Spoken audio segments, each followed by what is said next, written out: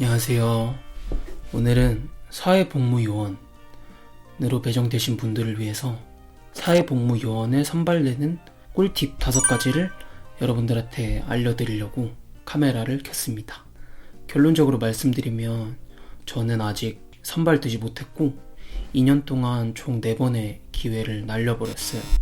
제가 탈락될 때마다 항상 맞다, 이거 확인할걸 이라고 생각한 것들, 그러니까 너무너무 현실적으로 필요한 꿀팁들을 오늘 말씀드리도록 하겠습니다.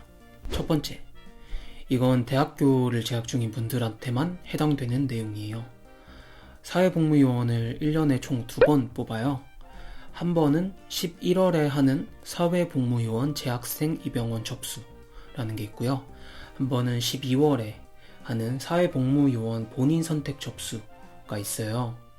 여기서 제가 말씀드리려고 하는 건 11월에 하는 재학생 입영원 접수는 대학생 분들만 접수할 수 있다는 거예요. 그만큼 모든 사람이 하는 것보단 선발될 확률이 더 높아지겠죠? 대학생 분들이 영상을 혹시 보고 계시다면 11월에 하는 재학생 입영원 접수 때 한번 노려보시는 것도 좋은 방법일 것 같습니다. 두 번째는 바로 선발 우선순위를 확인하는 거예요. 보통 구청이나 교통공사 같은 곳을 제외하면 그 이외의 기관에서는 한두 명 정도밖에 뽑지 않아요. 하지만 접수하는 분들은 그 인원보다 훨씬 많거든요.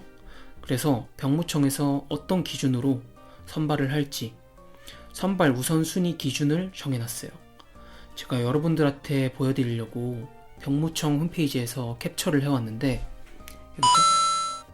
이 사진을 보시면 1순위는 본인 선택 지원 횟수가 많은 사람, 2순위는 나이가 더 많은 사람, 동일 조건이라면 무작위로 추첨한다고 나와 있는데요. 이 선발 우선순위 기준을 생각하고 접수를 해야 선발이 될 확률이 높아집니다. 그럼 이 기준을 어떻게 생각을 해야 되냐? 그게 바로 세 번째로 말씀드릴 꿀팁이에요. 두 번째 꿀팁에서 말씀드린 우선순위 기준에서 본인 선택 지원 횟수가 많은 사람이라고 적혀 있는데, 이걸 좀 듣기 쉽게 풀어내면 그냥 탈락 횟수가 더 많은 사람을 우선으로 뽑겠다는 거예요. 그럼 이걸 어떻게 활용해야 하냐? 그걸 바로 알려드릴게요. 현실적으로 제가 생각했을 때 처음 사회복무요원을 접수할 때 바로 선발이 되는 건 거의 불가능에 가깝다고 생각해요. 왜냐면 한 번도 신청을 한 적이 없잖아요. 그러니까 탈락 횟수가 0회이기 때문이에요. 그러니까 나는 지금 바로 사회복무요원을 하고 싶지 않다고 해서 접수를 아예 안 하는 건 탈락 횟수를 쌓을 수 있는 아까운 기회를 그냥 버리는 거죠. 일단 접수를 해서 탈락 횟수를 쌓아놓고 그 후에 자신이 원하는 시기에 선발이 딱 될 수 있도록 만들어 놔야 된다는 거죠. 여기서 뭔가 궁금하신 분들이 계실 수도 있는데, 그러다가 혹시 원하지 않을 때 선발돼 버리면 어떡해? 라고 생각하시는 분들이 계실 텐데요. 선발이 되지 않는 방법을 4번째 꿀팁으로 말씀드릴게요. 4번째, 선발은 되지 않으면서 탈락 횟수를 쌓는 방법에 대해서 말씀드릴게요. 사회복무요원 접수를 하는 과정에서 자기가 어느 기관으로 신청을 할지 선택하는 화면이 나오는데요. 바로 이 화면이에요. 여기서 잘 봐야 될 건 이 부분인데, 여기 보면 탈락 횟수별 선택 인원이라는 게 보이죠?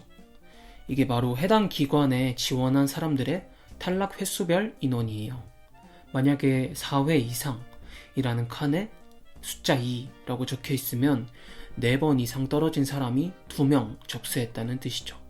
그러니까 처음 접수하시는 분들은 어떠한 기관에 접수했을 때 0회에 해당되는 분들인 거죠.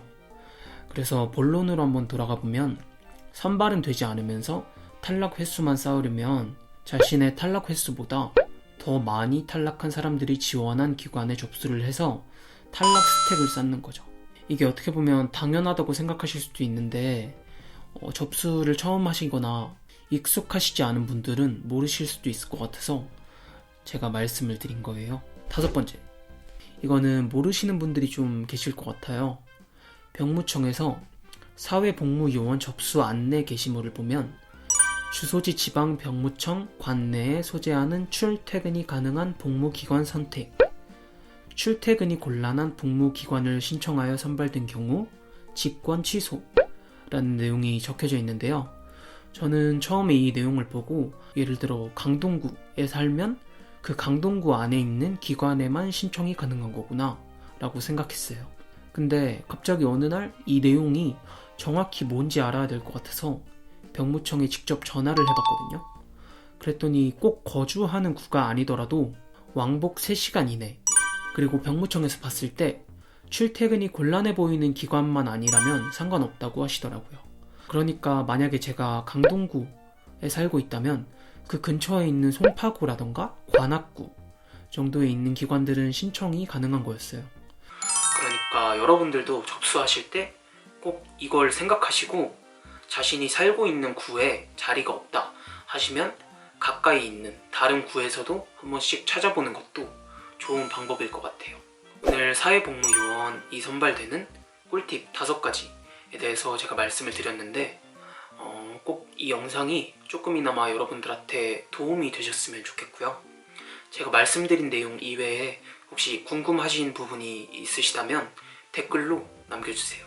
제가 알고 있는 내용에 한해서 최대한 알려드릴게요. 오늘 이렇게 긴 영상 봐주셔서 감사합니다. 영상이 도움이 되셨다면 구독과 좋아요 부탁드립니다.